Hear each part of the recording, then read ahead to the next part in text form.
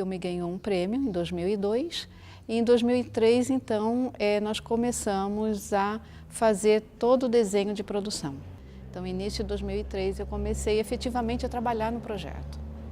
Eu me preparei muito para o filme, assim, me preparei, né? Porque a gente não tem muita experiência, né, de prática de filmar todo ano, assim, um longa, né? E de trabalhar em muitos longas. Minha prática vem de curta e de assistência de outros longas. E então eu me preparei bastante, inclusive fisicamente, né? Fisicamente, espiritualmente e mesmo, né, estudando o filme, né, principalmente estudando o filme. Houve um primeiro convite na época em que a gente estava fazendo... Eu tinha feito o filme da Maria Emília, Um Tiro na Asa, e depois desse filme eu recebi o convite para fazer a fotografia da antropóloga. Nessa época eu estava muito ocupado com outras atividades, não foi possível. O filme foi adiado e em 2006, então, me fizeram novamente o convite e aí eu dei prioridade para essa atividade e da qual tenho muito prazer de falar que fiz parte. Eu trabalhava já há algum tempo com o Zeca, tinha feito com ele assistência no filme de curta-metragem dele, Ilha, e depois também no longa Procuradas eu fiz a direção de produção. E aí recebi o convite, fiquei muito feliz e ao mesmo tempo muito ansiosa também, quando eu recebi o convite para fazer a produção executiva do longa-metragem, né, Antropóloga. Foi uma proposta, uma filosofia da produção, usar a maior parte dos profissionais daqui de Santa Catarina e do elenco, né? Eu lembro de conversas com o Zeca e a Maria Emília, estava sempre direção e produção juntas, e deles me colocando que era um filme que envolvia muito som, porque a característica do filme era um filme de suspense. O público que eu gostaria, né, e as pessoas que eu conversei sobre isso, seria um público maior possível. Eu quero que um número maior possível de pessoas assistam o filme. Ele é considerado, ele está no patamar, né, do filme do BO, filme de baixo orçamento, que vai até 1.500.000. É o exercício, né? O exercício e o aperfeiçoamento da produção cinematográfica. Então, a etapa de preparação é exatamente isso, é avaliar, estudar, ler, reler o roteiro, né, exaustivamente, e tentar encontrar essa solução narrativa e estética, né? E, simultaneamente, a produção executiva não participa, talvez, diretamente disso, ou talvez participe, depende dessa relação, mas ela segue simultaneamente vendo de que forma ela vai operacionalizar tudo isso. Né? E eu passo, encontro a Maria Emília, que eu também já conhecia ela, o Zeca está te procurando. Eu não acreditei, né? O Zeca está me procurando. Tu não vivia pedindo um teste para ele? Então, a gente está selecionando atores para fazer o teste para um longa-metragem A Antropóloga. Começa a voz dos atores, né? Às vezes você tem um casting muito mal feito por parte do som. Ninguém pensa nisso. Muitas vezes existe um problema sério, né? Velhinho sem dente, criança que fala estranho, né? Então você começa por aí. Tentando, se você pegar o projeto quanto mais para trás, mais fácil vai ser, né? De tentar convencer a ter alguma mudança nesse aspecto. A locação, acho que é crítico. 90% da qualidade sonora que vai sair, ela vem da escolha da locação, né? E essa providência, eu acho, essas duas escolhas, elas são 90% do som do seu filme, né? E aí marcamos o teste. O primeiro teste foi aqui mesmo, nesse palco aqui, no teatrinho na igrejinha aqui, né? O teatrinho da UFSC, né? E fui meio nervoso, eu já vinha de uma bateria de testes, eu sempre chegava na final e nunca era escolhido, né? Por um motivo ou outro, fatores, o perfil, minha voz também, né? Minha voz é muito nasalada e enfim. E fui apertar a mão do cara. E o cara nem me olhou na cara, esse que estava competindo, né? Tava eu e ele na final, assim, eu achei aquilo... Aí eu pensei, não, pois eu vou pegar esse personagem. Eu vou tirar esse babacão, porque ele não merece fazer um manezinho da ilha. Esse cara não tem a alma do mané, não tem. Porque tu sabe, o manezinho da ilha aqui de Florianópolis é o único mané querido do Brasil, né? Que o resto a gente chama de mané que é para xingar, né? Aqui não. Em outro momento eu até explico por quê. Mas e eu falei, eu vou tirar esse babaca, esse manezão, né? E vou pegar esse personagem. É a minha hora. E eu falei isso pro diretor. Eu disse, olha, Zeca, tu até pode fazer o filme com ele, né? Porque o cara, ele é um cara, eu acho que era conhecido um pouco, porque ele tem mais mídia do que eu e isso tudo, mas ele não tem alma do mané. Ele não vai dar o que tu espera pro personagem. Eu sou mané. E aí eu ganhei o personagem. Depois de alguns dias ele ligou e falou ainda meio gaguejando, assim, não sei se ele ainda estava em dúvida, né? Porque o diretor sempre tem uma dúvida, né? Porra, quem que ele vai escolher aquilo, né? Olha, Eduardo, eu te escolhi. Aí eu larguei o telefone, deixei ele falando sozinho e saí berrando, né? Porque eu já vinha de vários testes que não tinha passado e saí berrando por casa, feliz da vida. O diretor de fotografia ele já entra na preparação, né? Por quê? A pré-produção é quando a gente já vai um pouco de tempo antes de a gente ir para a filmagem, né? Bom, a preparação ela se deu de várias formas, né? Primeiro, essas reuniões com o Zeca, a gente fazia a leitura dramática, né? E ele ia buscando, olha, o que está sentindo, o que tu pode escrever. Ele pediu uma vez, teve um exercício de casa, né? A gente leu o roteiro aqui no palco e ele mandou cada um escrever sobre o seu personagem. A primeira coisa que um fotógrafo tem que fazer é ler o roteiro, né? E já desde aí começa a ter uma interferência no que vai ser a imagem do filme. Na planificação, então, participou eu, Charles, Maria Emília, o Ricardo Weschenfelder, que era meu assistente, e a Tatiana ali como continuista. E a partir daí a gente começa a fazer, ter uma ideia do que vai ser o filme e como tem que ser a imagem desse filme, né? E a partir daí a gente começou a fazer já uma decupagem, né? Mas, assim, uma planificação é legal que te dá, assim, a gente como iniciante, dá uma segurança no momento que tu chega, aquela equipe toda esperando, né? E te dá uma segurança. Mas hoje, eu acho que eu não preciso desse detalhamento que eu precisei ali, sabe? Nesse momento eu coloquei que nos ajudaria muito ter, enfim, em todos os sentidos, para o planejamento, quantidade de luz, o tipo de equipamento, os tempos de produção, que seria muito importante a gente tentar planejar o máximo possível, e para isso precisaria ser feito a decupagem, né? Ele concordou e a partir daí a gente começou então a trabalhar nesse sentido.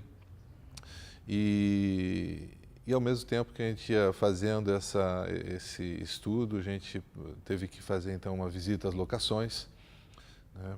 Então, achar todas as casas, todos os locais onde a gente iria filmar para nos facilitar essa decupagem, né? Hoje eu não faria faria um primeiro assim com um diretor de fotografia para facilitar algumas coisas de luz, assim, de iluminação, mas a planificação em si mesmo eu decidiria na hora, assim, na hora da filmagem mesmo. Hoje eu tenho mais segurança nisso. Ai, quem me dera partir na canoa da esperança, ir ancorar noutras praias, noutros varadouros. Ai, quem me dera voltar a gozar dos tesouros da felicidade que eu tinha quando era criança.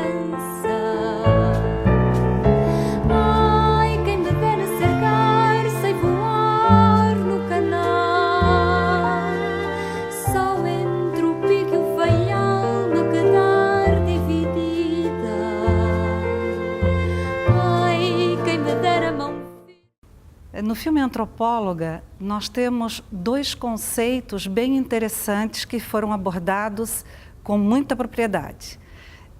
O primeiro viés é o viés místico, esotérico, ligado ao trabalho do Franklin Cascais, do pesquisador folclorista, que aborda toda a referência das lendas da ilha.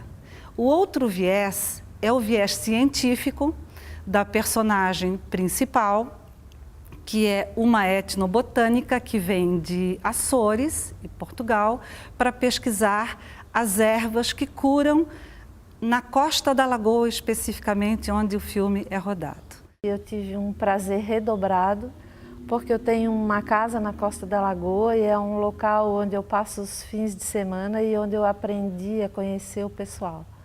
Então, o meu olhar sobre os figurinos deles e o jeito que eles se vestem e produzem as suas imagens é assim bem detalhado.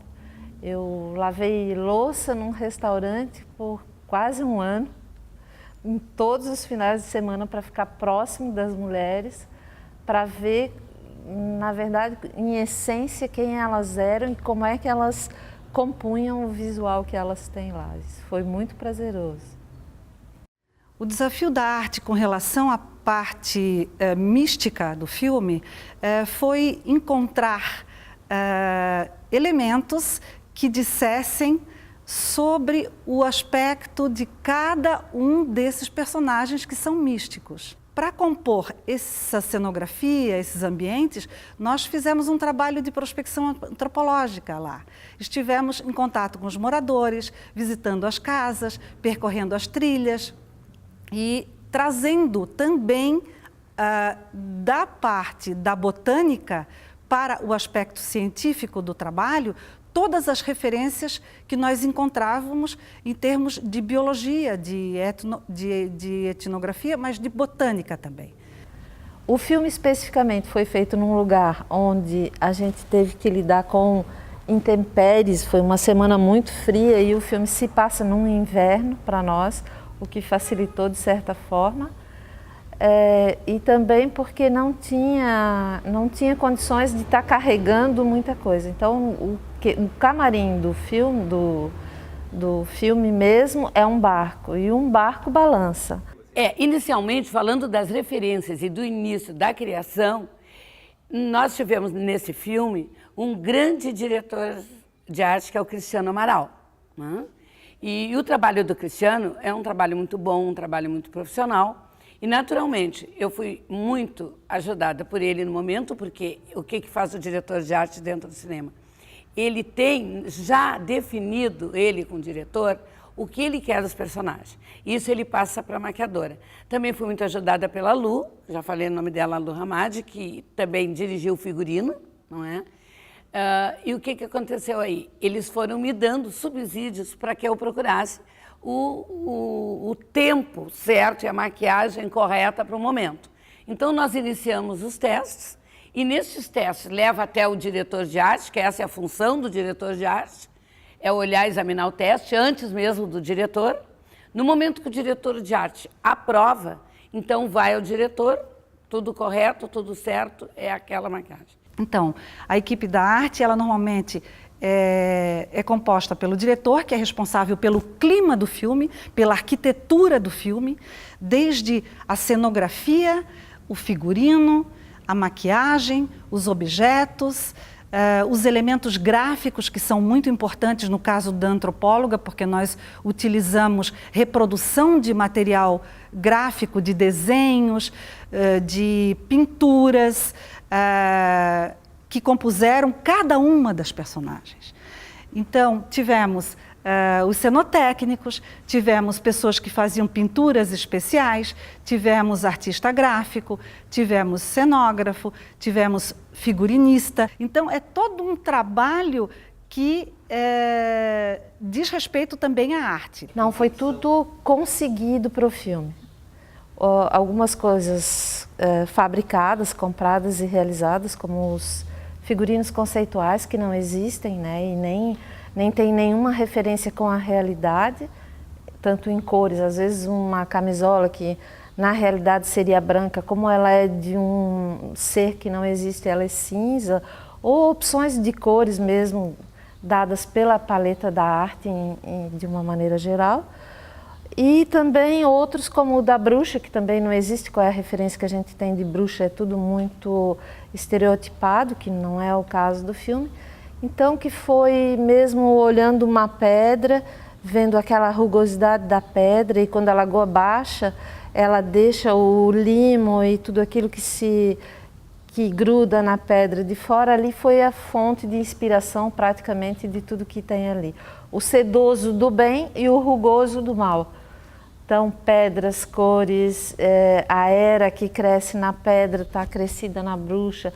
A Antônia fez um trabalho espetacular de maquiagem, depois ainda colou por cima a era e toda aquela coisa que cresceu na bruxa, como se a bruxa fosse uma pedra, e alguma coisa bem atemporal, que não tem, uma pedra não tem idade de começar nem de terminar, alguma coisa assim, que realmente sugerisse o que a gente estava querendo para o filme.